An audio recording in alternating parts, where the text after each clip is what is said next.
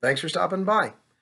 This time we're going to talk about the November-December issue of Asimov's science fiction magazine. Some great stories and one column in particular I want to spend a few minutes talking about as well. Before we get into that, let me say happy belated Thanksgiving. I really had hoped that I would get this video up before the Thanksgiving holiday, but I got struck with a pretty bad cold pretty much the entire week of Thanksgiving, which made the holiday and subsequent weekend loads of fun. I'm feeling better, but still sounding pretty hoarse, as you can probably tell. So, as I said at the beginning, happy belated Thanksgiving. Um, okay, on to the magazine. The first story I want to mention is The Christmas Truce by Harry Turtledove.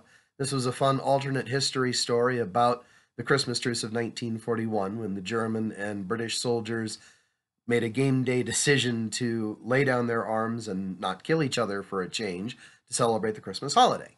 In this alt history version, a young German messenger named Adolf Hitler had different ideas and tried to stage an attack. Things, didn't go particularly well for him, but it was a fun spin, fun, entertaining story, and perfect for a November-December issue. Another story in here that's also an alternate history was The Disintegration Loops by Ray Naylor.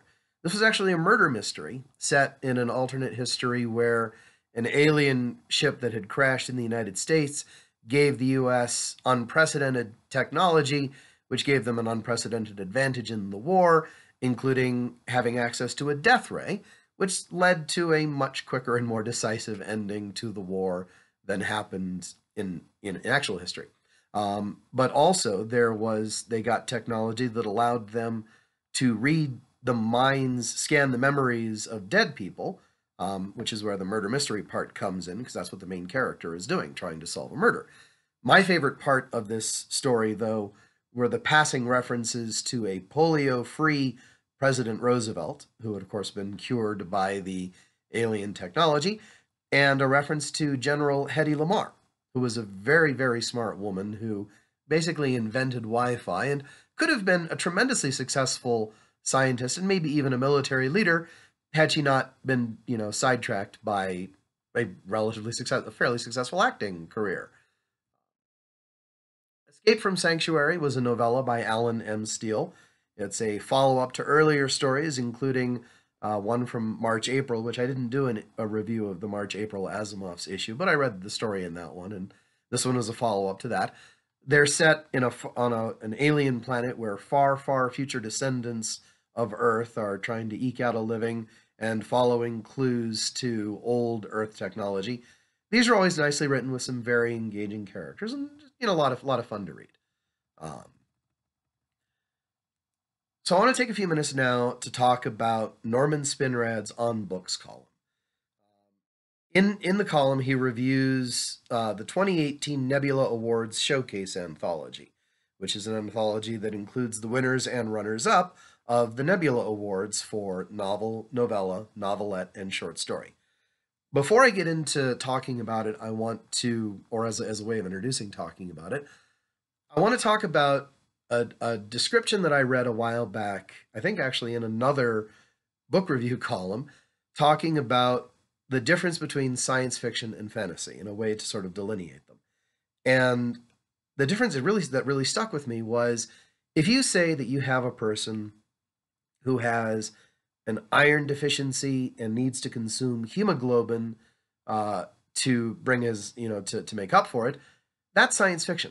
The second you call that character a vampire, then it becomes fantasy. And as I say, that's a kind of a descriptor that's really kind of stuck with me, and I always like that. So, Norman Spinrad, in talking about this 2018 Nebula Awards showcase, starts out by talking about how the stories are how the nebulas are nominated and awarded. They are nominated and awarded by the members of the SFWA, which was originally the Science Fiction Writers of America and has lately been called the Science Fiction and Fantasy Writers of America. He kind of goes into how that change happened and why we sort of refer to in bookstores and in publishing, you'll find sort of the umbrella term science fiction / fantasy, how they're sort of lumped together. The reason they're lumped together is that back in the 60s, when The Lord of the Rings was published, American publishers realized they didn't have a specific fantasy genre line, so they needed to create one. And they just decided to sort of lump it in under science fiction, hence science fiction and fantasy.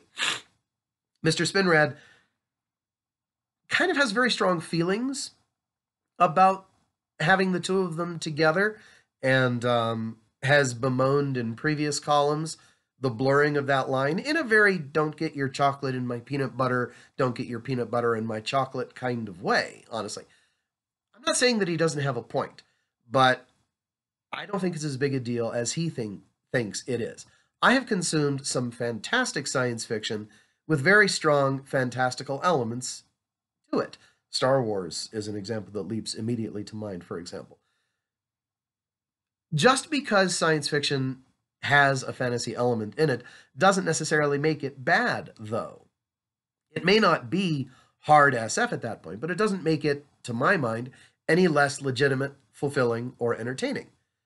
I think Mr. Spinrad would tend to disagree, and he is not shy about explaining why he's disappointed in the 2018 Nebula Awards showcase, because he honestly views none of it as being true science fiction.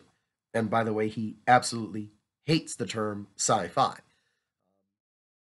Because again, many of the stories in the book have strong fantastical elements to them. I can see his point, I just don't happen to agree. And quite frankly, after a while, he sort of sounds like an old man saying, "Get off my lawn." So that's that column. What do you guys think? You folks who are watching this, leave me a comment if you want and tell me, do you think that that science fiction is only science fiction if it has no fantastical element to it? Do you think that fantasy is only fantasy if it doesn't have any science fiction element to it? How strong of a line do you draw between those two genres? Is science fiction with a little bit of fantasy to it still science fiction, or is it fantasy? Let me know what you guys think. I would be curious to find out. I guess that's about all. The other stories in there that I didn't talk about, again, were very entertaining, a lot of fun, and I definitely encourage you to check the issue out. Apologize again for not getting this out before Thanksgiving. Thanks very much, and I will see you next time. Take care.